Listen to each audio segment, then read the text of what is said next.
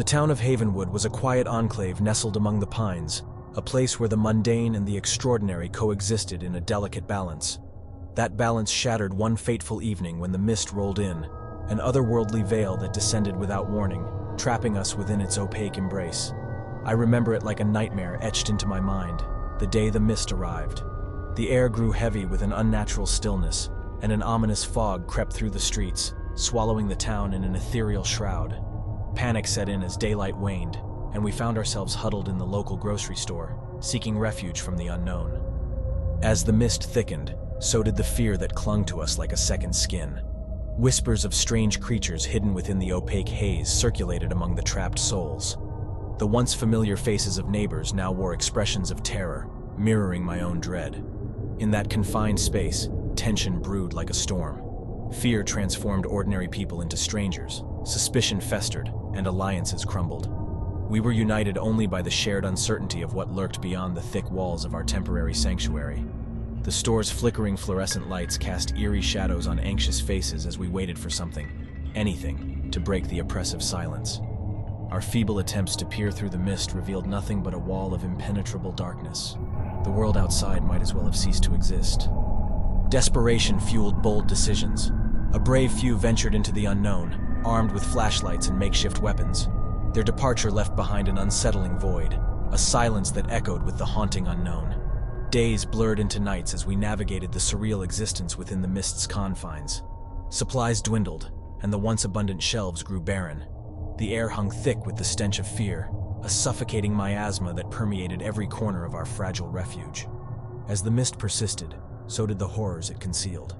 Shadows danced on the periphery of our perception, and guttural sounds echoed through the thick fog. The veil seemed to amplify our fears, turning mundane objects into grotesque shapes and distant noises into ominous threats.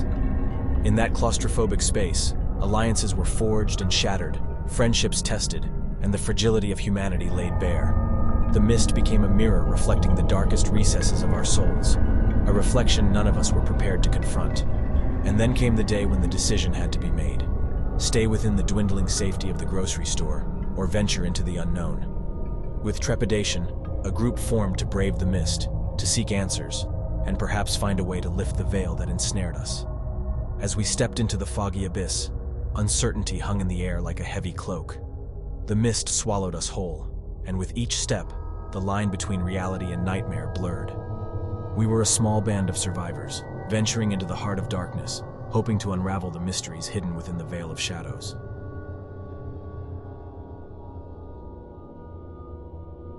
Never thought a trip to the supermarket could be the source of such unrelenting horror. It was an ordinary Tuesday evening, and the humdrum of daily life brought me to the local store for a routine grocery run. Little did I know that the aisles I navigated so casually would transform into the setting of a true nightmare. As I entered, the flickering fluorescent lights cast an eerie glow over the rows of neatly stacked shelves.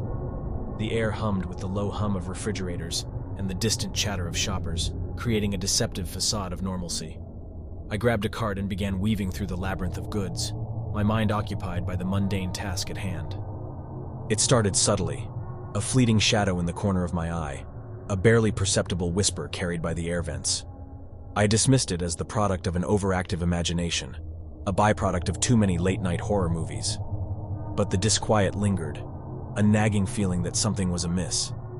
As I reached the canned goods aisle, an inexplicable chill crawled down my spine.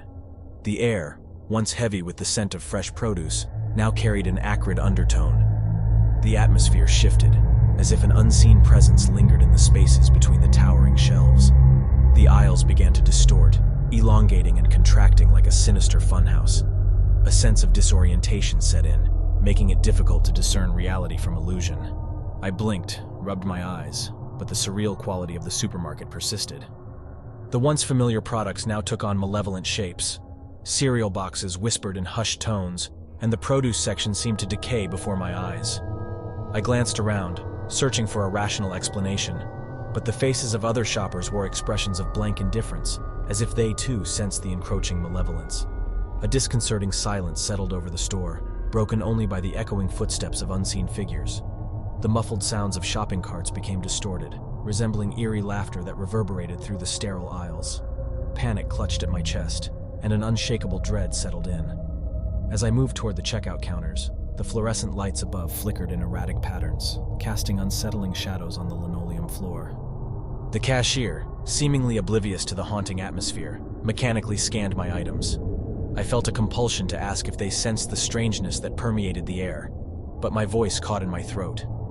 As I exited the store, the oppressive atmosphere lifted, and the night air felt crisp against my face.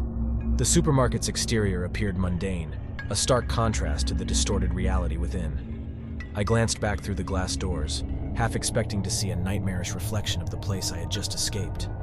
To this day, I can't shake the lingering unease that clings to the memory of that fateful trip to the supermarket. Whether it was a glimpse into an alternate reality, a manifestation of my deepest fears, or something more supernatural, I'm haunted by the chilling realization that the ordinary can, in an instant, become a stage for true horror.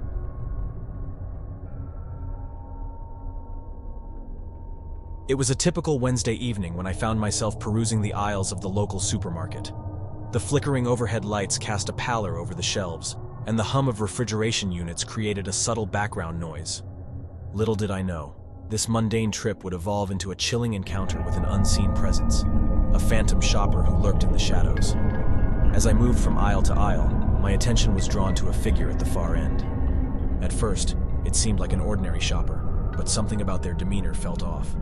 They moved with a deliberate slowness, always keeping a considerable distance.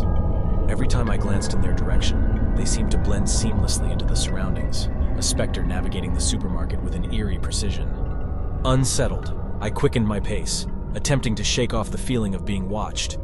Yet no matter how many turns I took or aisles I traversed, the phantom shopper remained a constant presence. I started to wonder if it was mere coincidence, or if someone was intentionally mirroring my every move. The unease intensified as I reached the checkout counters. The phantom shopper lingered at the far end of the store, still watching, still waiting.